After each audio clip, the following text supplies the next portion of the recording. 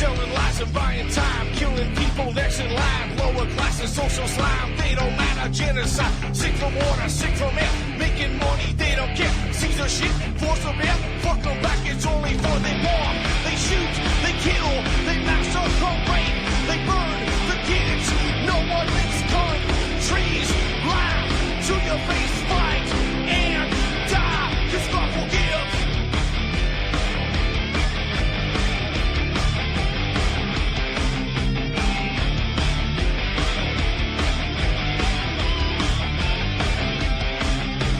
Selling lies and buying time, killing people next in line. Lower class and social slime, they don't matter. Genocide, sick from water, sick from air. Making money, they don't care. See their shit, force a bear. Fuck them back, that's only fair. They bomb, they shoot, they kill, they massacre, rape.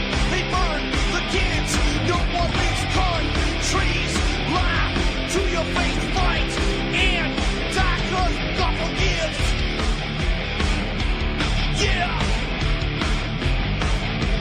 Coming back around again.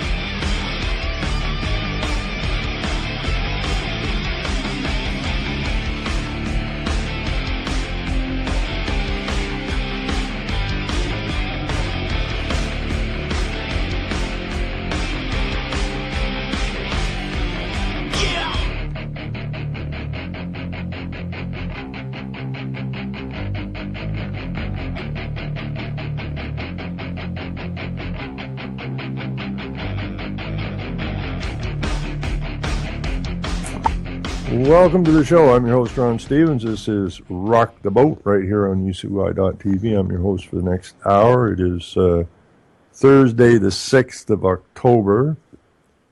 And we actually had a gorgeous day today. It was nice and warm. And so I'm just going to talk about really stupid stories here for a bit. Now, the first story, which isn't really a story, it's just some weather records, because, you know, we're going to die any day now if we don't stop using everything. Records on this date in Kincardine, that's where I live. Record low was minus 1.7 degrees Celsius. So what would that be? That's about 32.0, so a little bit below 32. Call it 30 degrees Fahrenheit, way back in 1935. And we know we're suffering from global warming, so the record low in 1935 was minus 1.7 degrees Celsius, so we would suspect that it's a hell of a lot hotter now. But we look at the record high for today, which was 28.3 degrees Celsius, which is, I think, cracking close to 80 degrees, was way back in 1879. That's the record high. So obviously we're suffering from global warming. I'm so sick of this nonsense, it's ridiculous. These people that are so-called leaders need to get strung up ASAP. Now, we just signed onto the Paris Accord here, I guess, was it last night? We'll get to that in a bit. But we'll just go to a really stupid story right here, right quick. Here's a story. It says over 100 rabbits were airlifted from Canada to the United States. That's right. 100 rabbits were airlifted from Canada to the U.S. Now you're going to tell us why. I mean, if it gets more, I don't know how it can get any more bizarre. Here's another story. Apparently, feral bunnies are taking over Vancouver Island. I thought it was East Indians. When I lived out in Vancouver Island in the mid-late 70s, it was East Indians that were taking over Vancouver Island, but apparently the bunnies, the feral bunnies, are now taking over Vancouver Island. Yeah. Anyways, this is a story from Sunday, October the 2nd. Over 100 abandoned rabbits have been successfully transferred from the Trans-Canada Highway in British Columbia to a bunny sanctuary in Texas, thanks to a gracious group of volunteers. It says here the hares originally belonged to British Columbia residents who lost interest in caring for their pets. The Helmcken Road overpass near the BC town of View Royal became a dumping ground for unwanted pet rabbits several years ago, where over time they proceeded to breed. The colony continued to grow, which became a distraction to drivers. People were stopping, for crying out loud, it says here. People were actually stopping to look and feed the rabbits. Janelle Irwin, a deputy director for the BC Ministry of Transportation and Infrastructure South Coast region, told Maclean's magazine. In one extreme case, we actually saw a family picnicking with the rabbits on the edge of the highway. Wow, that is some serious news. Officials have tried several times to combat the issue, including posting signs warning of a $345 fine. I guess if you stop and feed the rabbits, I don't know what picnicking with the rabbits, that fine's probably considerably higher. The province attempted to relocate the colony earlier this year, but unfortunately the drop-offs continued. The plan is now to install surveillance cameras. This is like, you ever see that movie Night of Lepus, which was an old B-movie way back when giant bunnies were taking things over. So, maybe you should be afraid of these bunnies. We saw a series, it says, of new rabbits dropped off in June, Irwin told Maclean's. The reason we know that is because the trapper was quite familiar with the rabbits. One night, literally overnight, there were 20 more rabbits. The saga began 3 years ago, according to veterinarian Laurie Gaines, who started the rescue effort. It took 2 years of planning and organizing, but the first batch of rabbits were spayed, neutered, and dewormed, which was all paid through a local fundraising initiative. A total of 47 were relocated from Victoria to Texas in May of 2015, courtesy of a local couple who drove them to the... Oh, man, this world's had the biscuit. Anyways, a local couple who drove them, the rabbits, to the Retired Rabbits Sanctuary located just outside San Antonio, Texas. The trip took 4 days due to frequent stops to clean the cages. Now, I didn't know there was a Retired Rabbit Sanctuary. I do know that there are more and more homeless people in this country. I know in the United States there's all kinds of homeless vets. There's all kinds of people who've been running out of their houses, people living in freaking tents, under bridges and so on and so forth. But hey, maybe you want to self-identify as a rabbit. Because if you do that, you apparently get pretty good care, and you could end up at the Retired Rabbit Sanctuary just outside of San Antonio, Texas. Weather's good there year-round, I understand, most of the year. Anyways, the latest shipment of 63 residents were driven across the border to Bellingham, Washington, and flown the rest of the way by another volunteer-based rescue organization called Wings of Rescue. Now, see what they say here. The latest shipment of 63 residents. Okay? They didn't call them rabbits. They called them residents. And herein lies the problem. And one of them problems has to do with residency. Or being an inhabitant, and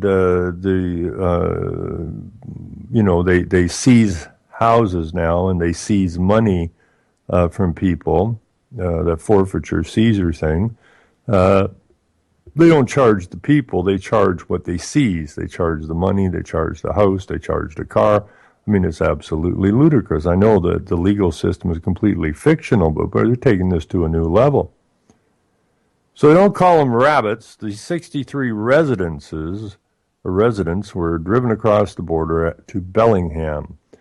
Now, what it says in and you might want to look that up in your own neck of the woods, our municipal act. And we all live in a municipality, regardless if you live in a city or anything else, you live in a municipality. And in our municipality, because see, rabbits, they don't migrate, eh? They don't migrate, rabbits, you know. There's not the great rabbit migration every fall here. We have the geese and, stuff like that, but, and the birds fly south and monarch butterflies fly south, but not rabbits. So our municipal act says that everything in the municipality that does not normally migrate, that would be the bunny rabbits, is considered to be a incorporated inhabitant.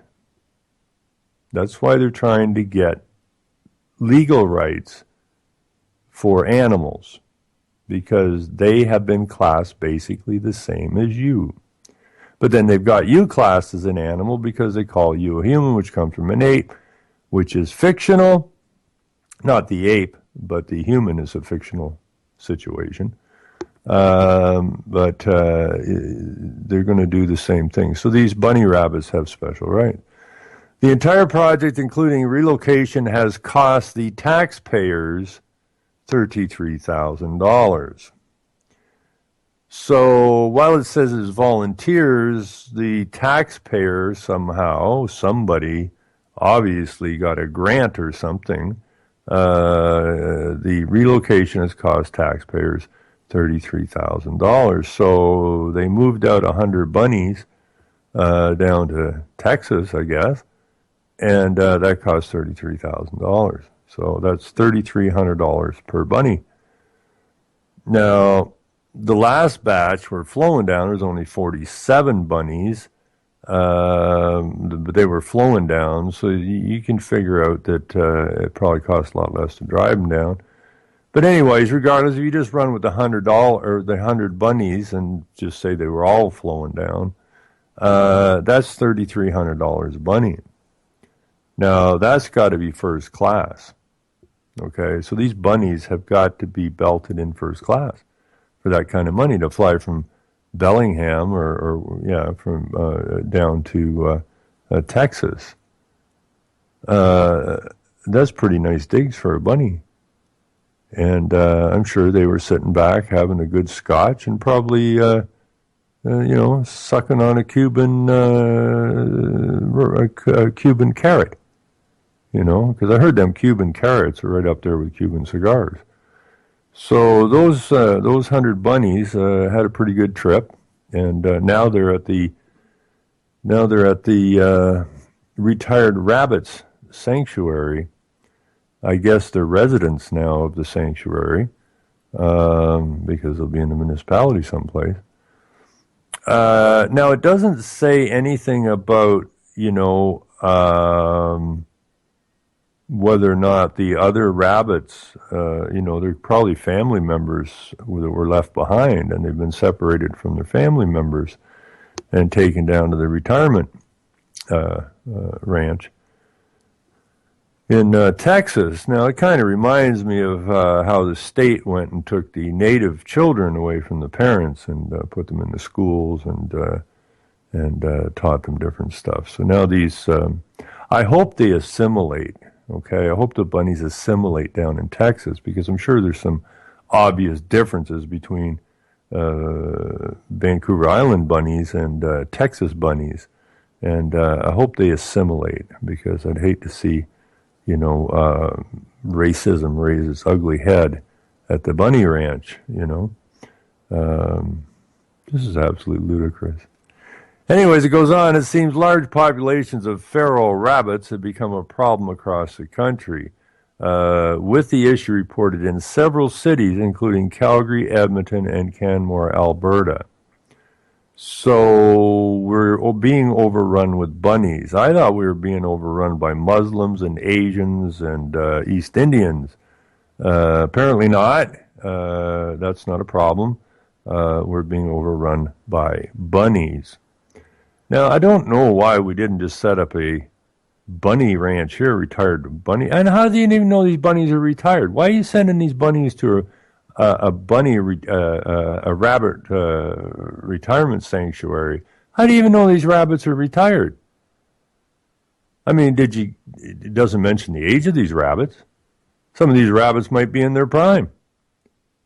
Maybe they just come over to say hi to the folks and they're heading back to work. Who knows? But they just picked these bunnies up, didn't ask them. I think we should sue somebody over this. The SPCA can't help because they aren't considered pets. Now, the SPCA can steal your pet. They are legislated to steal your pet. But I guess it says in the story these were abandoned pets, but the SPC says rabbits aren't considered pets. So, a little mix-up in the journalistic ability of the writer here. And it says the wildlife rehabilitation centers can't help because they aren't native wildlife, Gaines told Maclean's magazine. This is very different from rescuing a stray dog or a cat. No permits are required to do that. So these bunnies are quite the problem. And wildlife rehabilitation centers can't help because they aren't native wildlife. Okay, so this is brain dead, man. So that cost the taxpayers apparently $33,000, and now we'll go over the RCMP, which is considered the Queen's police force, and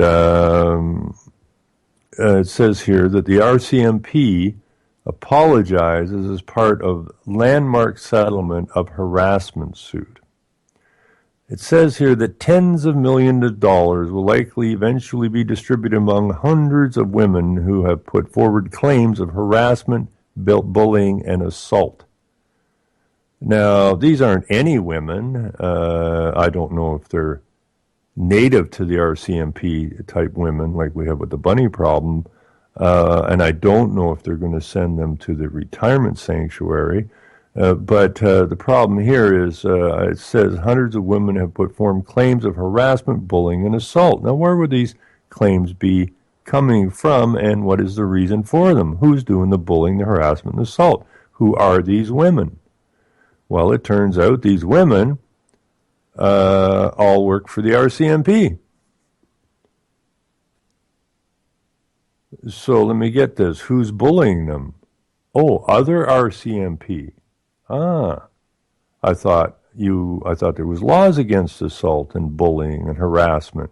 I thought there was laws out there. If I'm bullying somebody, harassing somebody, or assaulting somebody, I'm going to get a ticket.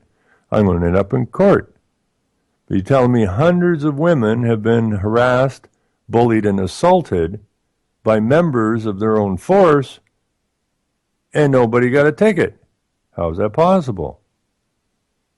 RCMP Commissioner Bob Paulson delivered an abject apology Thursday to hundreds of current and former female officers and employees who were subjected to alleged incidents of bullying, discrimination, and harassment dating back 42 years. Paulson made the apology as he announced a $100 million settlement of two class action lawsuits stemming from the harassment allegations, some of which date back to September of 1974.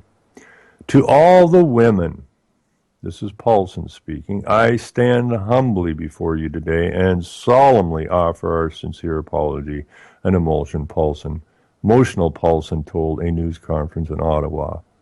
And I don't know if a tear came to his eye or what, but he's being humbled. You came to the RCMP wanting to personally contribute to your community, and we failed you. We hurt you. For that, I'm truly sorry, says Paulson. Paulson said the settlements would provide financial compensation for the women and pave the way to end potential class action lawsuits brought forward by former RCMP members Janet Merlo and Linda Gillis Davidson. He said the government has provided a total of $100 million to cover the cost of the payouts. Well, wait a minute. So the government has provided a total of $100 million to cover the cost of the payouts, which the $100 million will be paid by the poor slugs who are subject to the government. Not the RCMP's not paying the $100 million. They sued the RCMP, and so I guess they're reaching a settlement of $100 million. But those that caused the harm that this Paulson feels so sorry about apparently is not on the hook for paying the money out. You and I are. So here we have the premier police department in the country supposedly harassing, bullying, and assaulting their own employees since 1974. And so in 2016, we get this heartfelt apology, and $100 million rolls out of the pocket of those Canadians trying to pay their hydro bills, water bills, taxes, yada, yada, yada, keep a roof over their head, but that ain't not a problem. Paulson was joined at the news conference by the plaintiffs, as well as Public Safety Minister Ralph Goodale and Labor Minister Mary Ann Michchuk. The impact this has had on those who have experienced this shameful conduct must not be solely understood as an adverse workplace condition for which they must be compensated, Paulson said. For many of our women, this harassment has hurt them mentally and physically.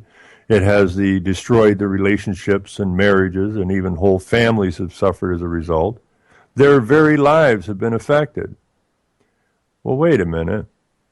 The RCMP and the other police forces in this country have harassed, bullied, and assaulted way more people than the police have bullied themselves. And to date, I don't see any compensation coming. But they're police, so I guess they must be special or something. They can't be above the law because they're the police that are supposed to investigate and charge people when they break the law, but for 42 years they've been breaking the law on their own employees, admittedly so. Nobody's ever been charged. But we feel bad about it, so we're going to compensate you so the suckers trying to make a living outside of these sanctioned groups will pay. We certainly can't pay, although we admit we're guilty. We certainly can't pay.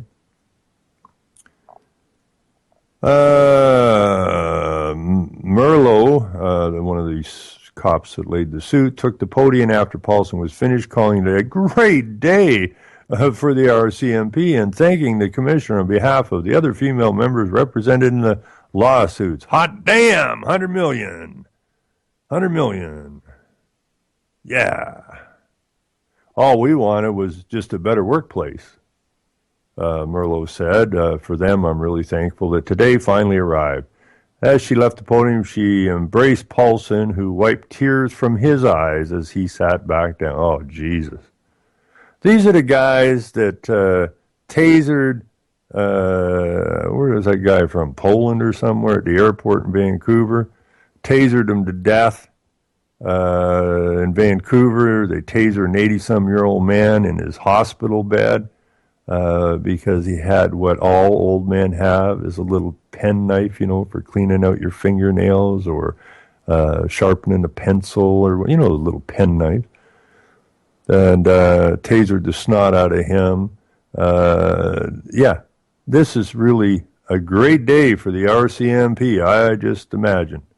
And Paulson, who is the big RCMP guy, he was overwhelmed and had to wipe tears from his eyes as he sat back down.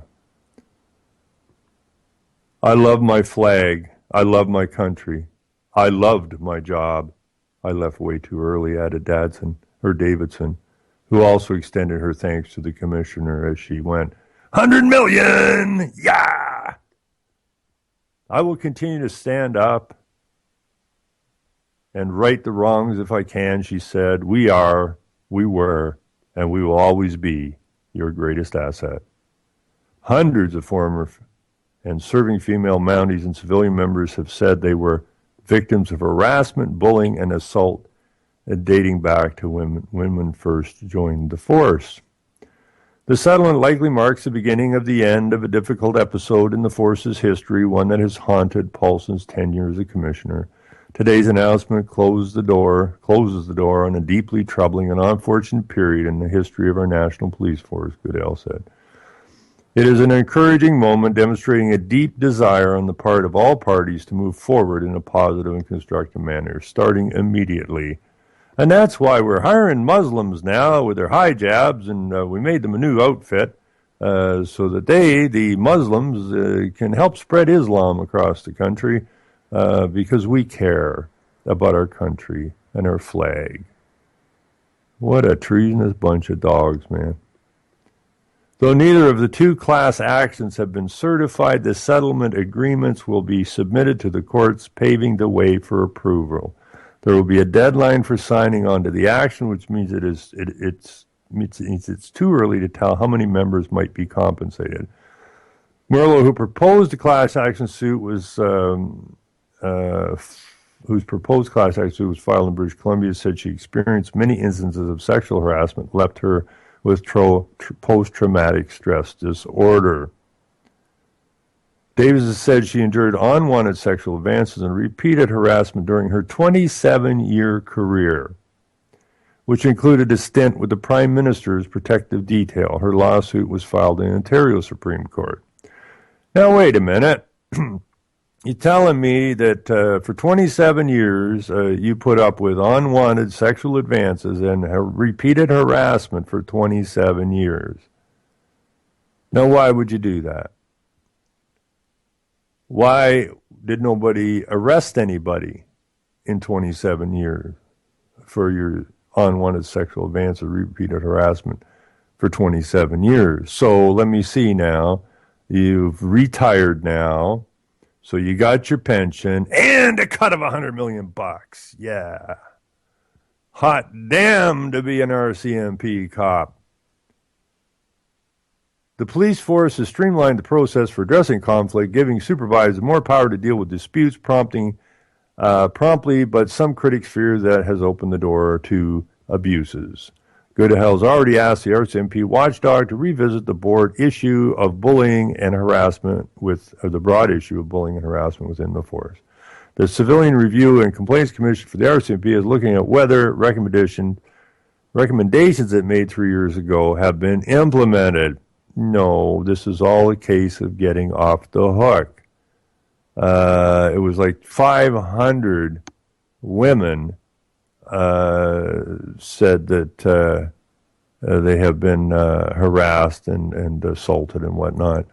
And this went on for 42 years. So we know that, we already know that the police police the police. That's one thing we do know because I spent a long time talking to all these different boards, commissions, ministries, and when it all boils down to it, the police police the police. And when the police finally get caught by what they're doing to each other, instead of people being fired, people being fined and taken to court, nope.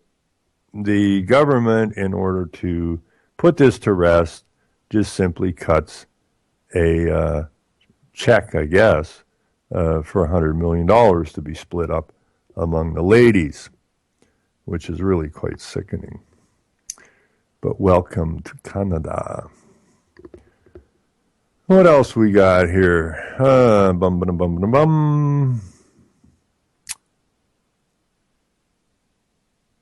If you like music, I'm going to stick this in here because,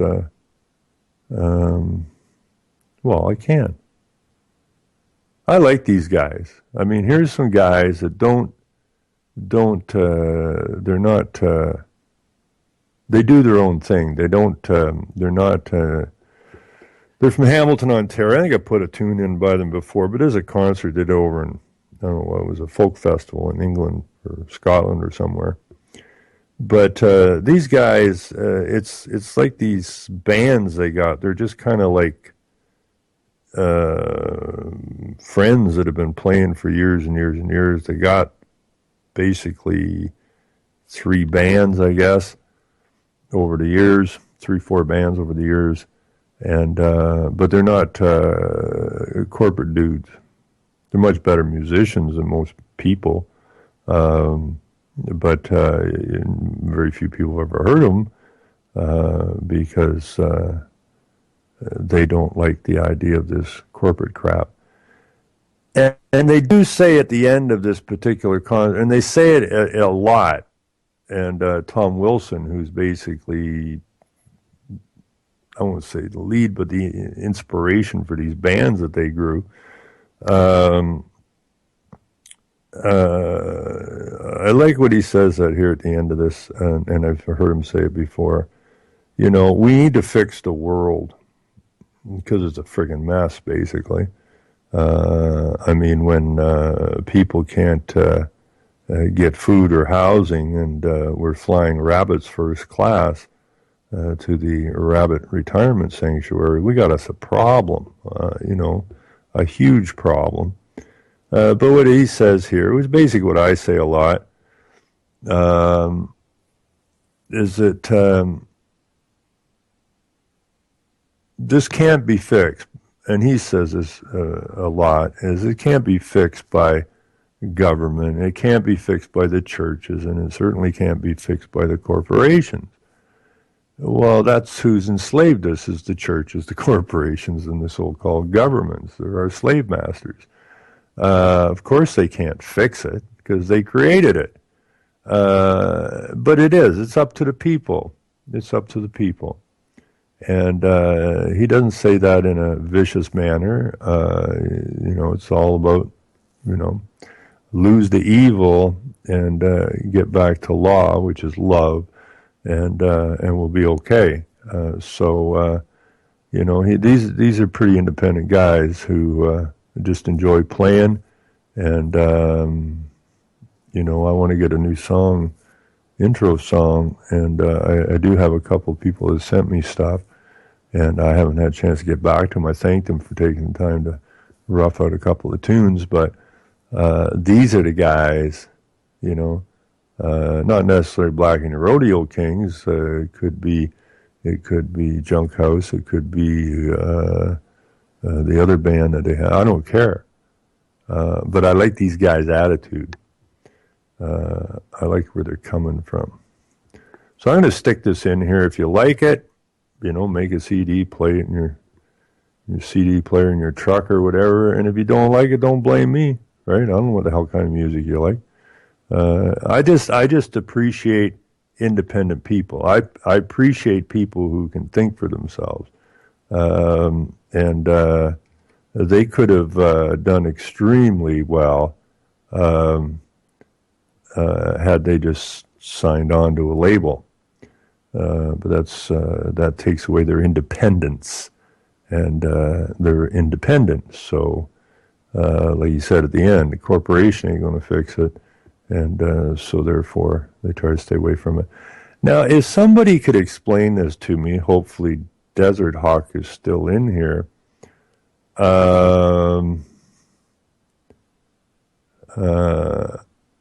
It's like I see a picture here. It looks like a racetrack or something with a Godzilla or something on the track. What the hell is that? Am I going to go look at that or what? Well, I don't get that. I'm going to click on it, I guess. No, it's, what is, what is that about? That's weird. I don't know what the hell that's about. Anyways, So be it. Now, over at Lethbridge in Alberta, now I've been told about this guy a couple of times now, and he's a professor at a university in Lethbridge. And apparently he's been signaled or centered out as anti-Semitic. And they said that they were trying to run him out of the university. And I see last night when I clicked on the Communist Broadcasting Corporation here in Canada that Lethbridge professor accused of anti-Semitism has now been suspended. Tenured professor denies responsibility for anti-Semitic post on his Facebook page. Oh, look out. Now, I'm supposed to get a hold of this guy. I haven't had time. I will try to get a hold of him. I would like to get him on the show. I watched an episode of his show today, which is called False Flag Weekly News. I have some serious questions. What's going on here, actually. And so I'm going to call him and see if I can get to talk to him and find out his side of the story, because, of course, this story is in a newspaper. And I don't know how much of this is good or bad. Anyways, a professor alleged to be promoting conspiracy theories and denying the Holocaust has been suspended without pay by the University of Lethbridge. Anthony Hall is suspended pending the outcome of an internal investigation of possible violations of Human Rights Act, university officials said in a statement.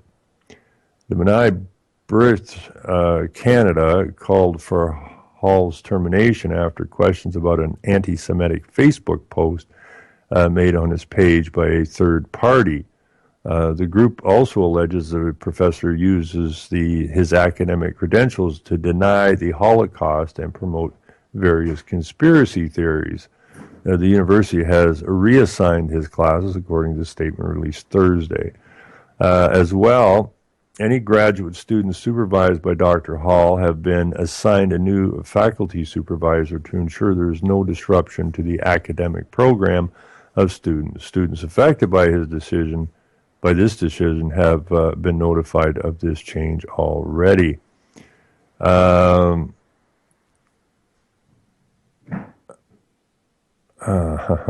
Earlier this week, Hall said there is a smear campaign against him. I'm being slandered. The University of Lethbridge is being slandered. He told CBC Radio's Calgary Eye Opener. Right now, it's on my shoulders to defend the University of Lethbridge and to defend for all the faculty in Canada the principle of academic freedom, because that responsibility has been abandoned by the administration at my university and it's been left for me, and it's appropriate that I do so.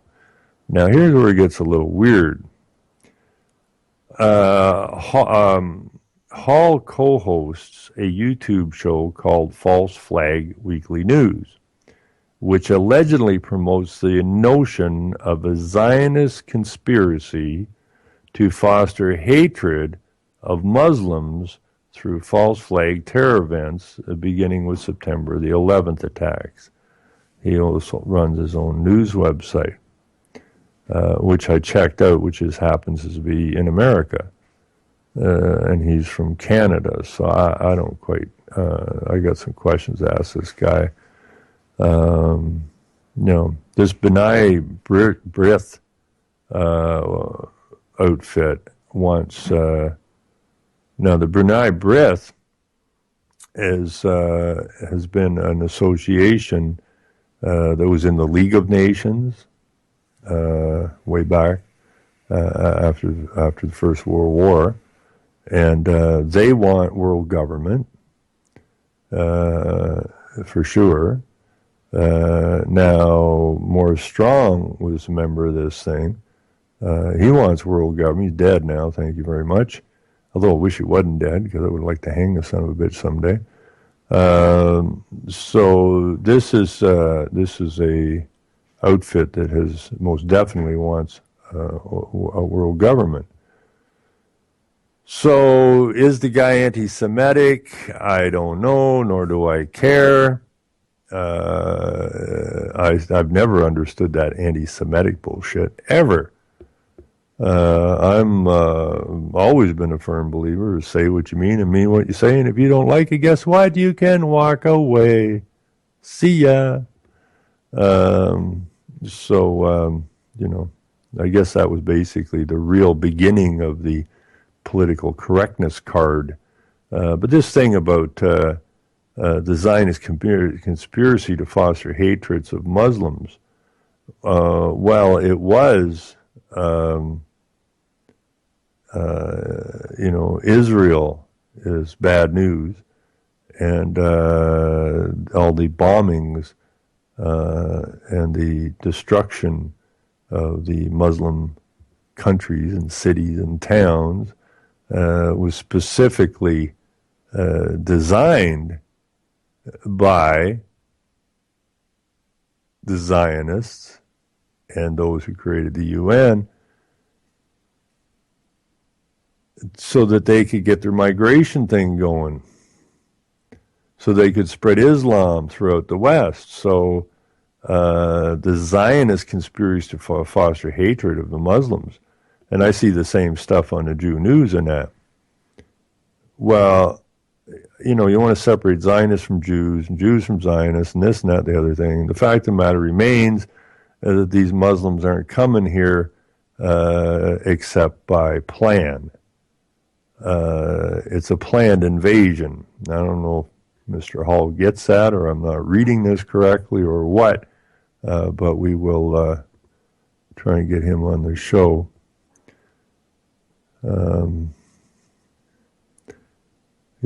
I want to see how intelligent he actually thinks he is, because sometimes these professors and engineers, they blow your mind at they're not that bright sometimes.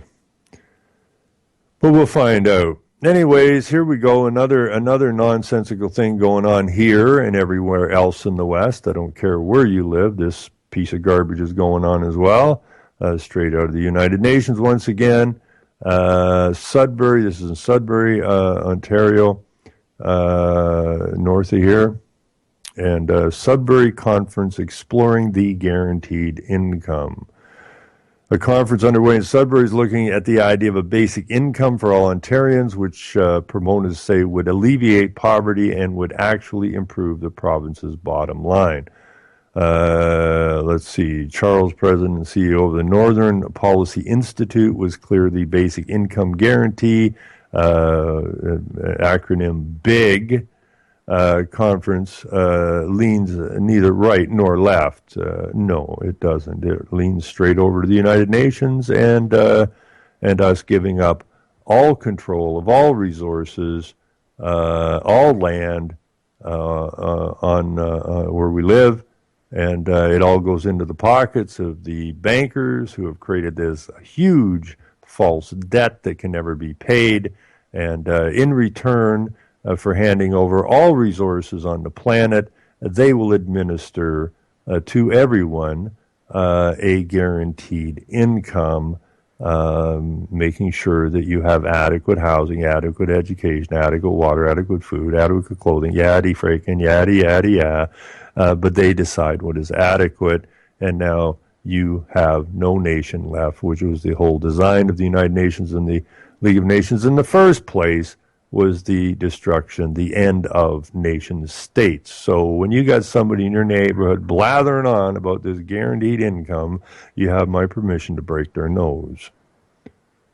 Okay? Because they're either too stupid, they can't smell this garbage coming, and therefore they need their nose rearranged. Maybe if you break it, they'll be able to smell this stuff better, because it really, really stinks to high heaven. Let's see. That's the beautiful thing, he says, about discussing basic income. He said both sides on occasion over the past 100 years or so have supported it. You've got people like Adam Smith and others who talked about it. This is how you attack poverty. How do you attack income insecurity? How do you do it in the most efficient and cost-effective way? On the right, they hate government waste. On the left, as Sidro pointed out, people tend to dislike the labels and stigmas attached to being poor. In theory, this big is not a bad idea. But as we're discovering, the devil is always in the details. Well, Jesus, yeah, there you go. The devil is always in the details. Yes, this is a satanic UN plan. So, of course, the devil is in the details. At least he brought that forward. Because this is a satanic, secular, bullshit, legal system that we live in. A fictional place that we live in. Yeah. But anyways, the devil is in the details. The Northern Policy Institute is hosting the conference at the Hellenic Center to explore the issues surrounding basic income and to think about how to implement it. Well, don't have to worry about it. All you got to do is wait for the what's the word I'm looking for? Wait for the templates to show up at your local council, and your administrator will tell you how to fill it out. Your administrator, your CAO, or your city manager will teach you how to fill out the little blanks and how to pursue the people in your community. Well, tell them what the hell you're up to. And you've all had lots of practice at that, haven't you? How many templates from the UN have slid into your local communities over the last 20 years? Tons of them. And sustainable development. So anyways, and how to implement it. Just fill it out, and you'll be fine. Minimum wage and basic incomes are two different ideas, he pointed out, whereas minimum wage blends valuations on work and the other individual performing that labor. Basic income is more collective approach, paid for by all taxpayers. Minimum wage increases render most products more expensive, which means people will tend to buy less. A guaranteed income, on the other hand, benefits all people in society.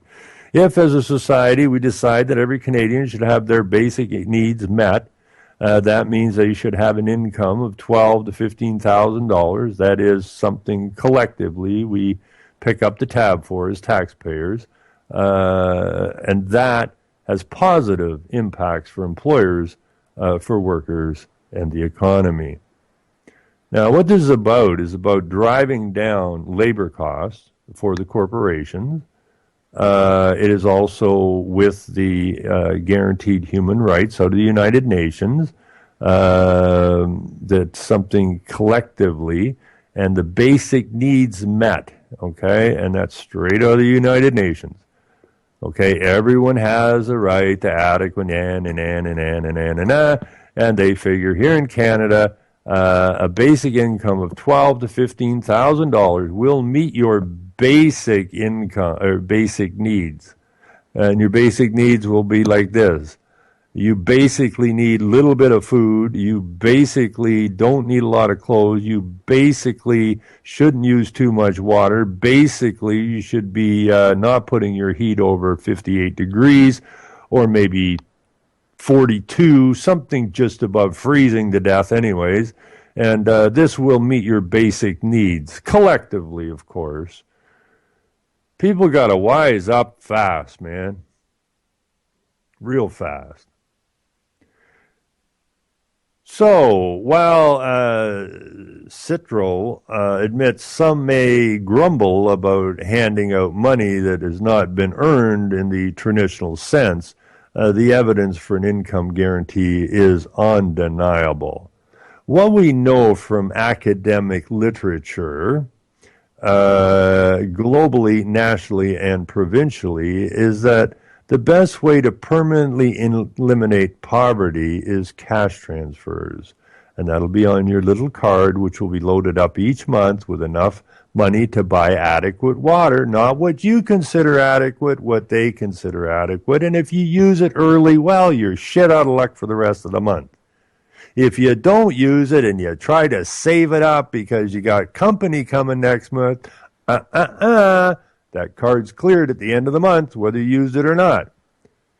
So you get that amount every month on your card digitally, and you're screwed. What we know, from academic literature, this is stuff they made up. Academic literature is stuff they made up in their minds, their little fictional world, as cash transfers. He said it means people have income security. They can get food for their family, their health goes up, and when their health goes up, their attitude towards towards life improves. They tend to get higher education, and they get jobs. So we know this works. No, you don't know it works. You just made it up. Anyways, he goes on to say basic income could be achieved with taxation, rebates, cash transfers to families or individuals, tax allowances, as well as programs such as the Canada Child Benefit. They are all targeted towards certain income levels, so the very wealthy would not receive these incentives. Mike Moffat, one of the presenters at the conference, told attendees, we do not spend enough in this province on social assistance.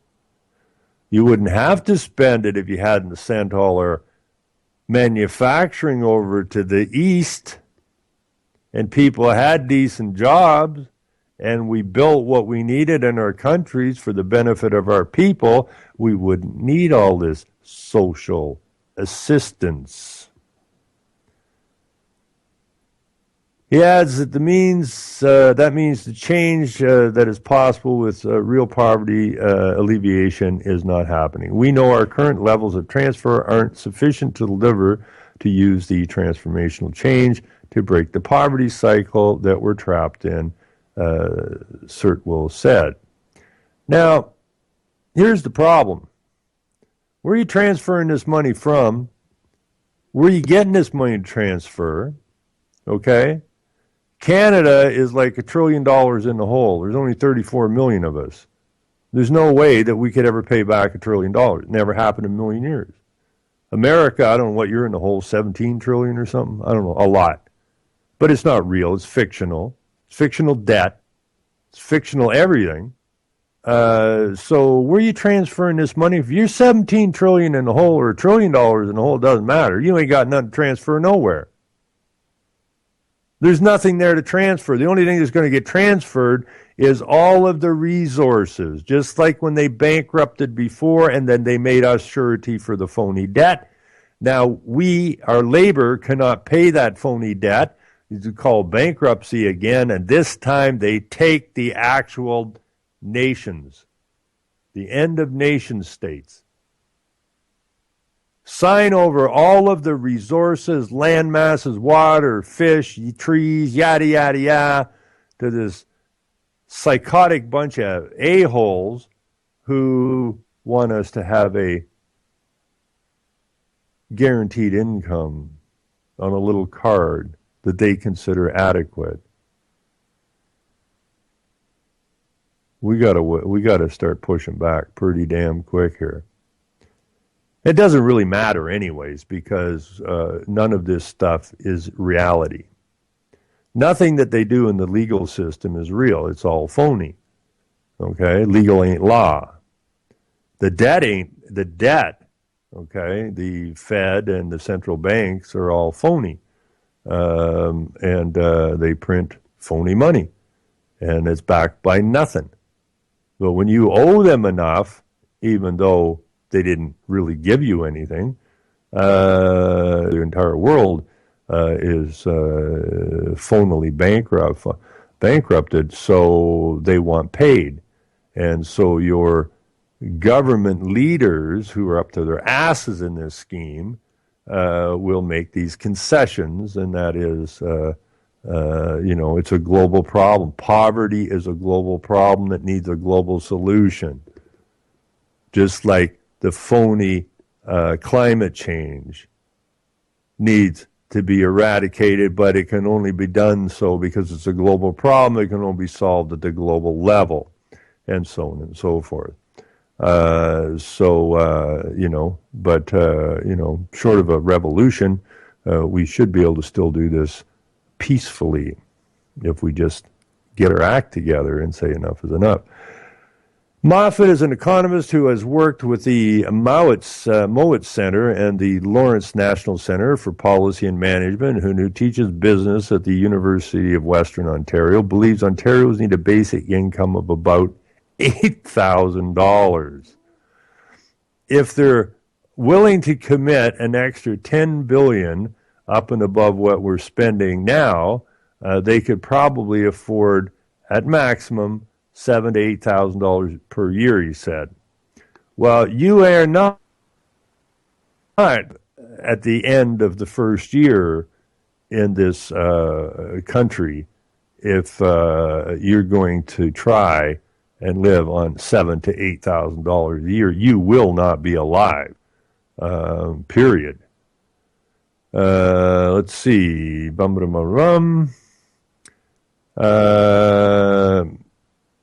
To go beyond current Ontario Works checks, which average about $650 for a single person with no dependents, Moffat said, estimates provincial government would need to spend upwards of $15 billion. They would also need to return to the rates paid out in the early 90s. With inflation, that means about $11,000 per person per year. You're still going to have not a good life. And then it goes on to say the Ontario said, well, no, the Ontario government, which is you and I if you live in Ontario, is in the hole more than the state of California. The state of California has more people in it than the entire country of Canada. Okay, so yeah, the Ontario government, so to speak, that doesn't have any money.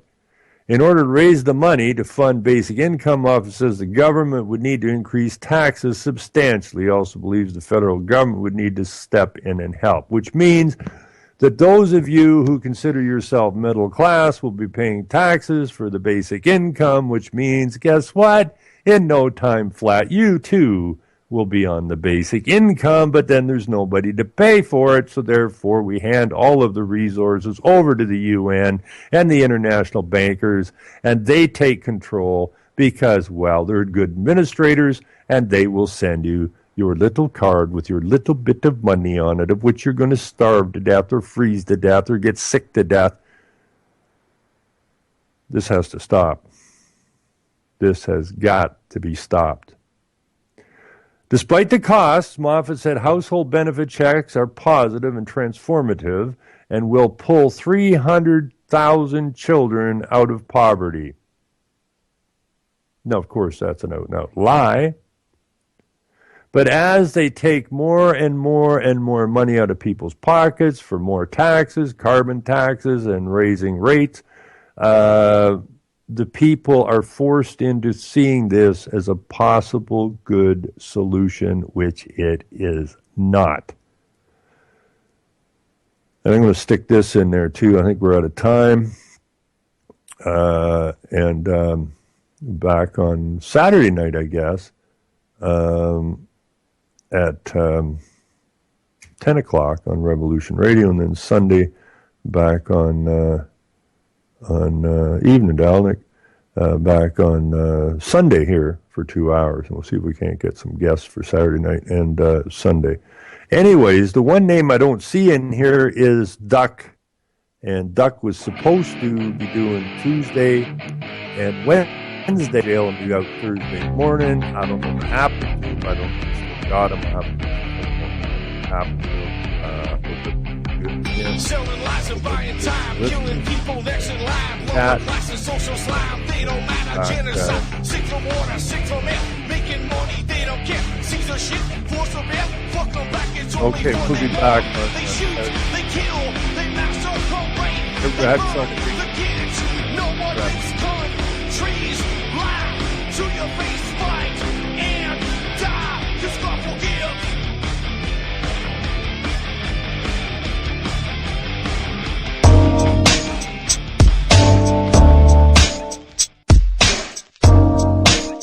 This is JJ